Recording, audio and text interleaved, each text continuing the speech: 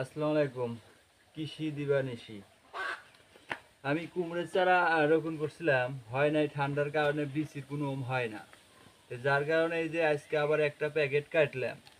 কাটার পরে একটু রোদে দেব, আধা ঘন্টা রোদে দেব। রোদে দেওয়ার পরে বীজটা শুকাইব, মানে শুকাইলে পারে বীজটা ভালো হবে।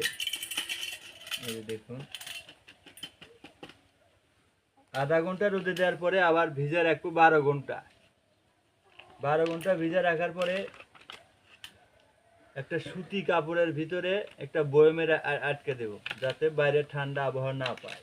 আবার সুতি কাপড়টা একটু ভিজে নেবে, ভিজা নিয়ে ওর মধ্যে বিচিগুলো তুলে সুন্দর করে এই যে এরকম ভাবে সুতি কাপড়ে বিচি তুলে আপনারা হচ্ছে এরকম করে ভাঁজ করে সুন্দর করে এই একটা বয়মের ভিতরে রেখে আটকে দিবেন, যেন বাইরে ঠান্ডা না পায়। তাহলে বিচিটা তাড়াতাড়ি দ্রুত ট্যাগ আসবো, ট্যাগ আসলে পারে আপনারা চারা দিবেন, খুব দ্রুত চারা হবে।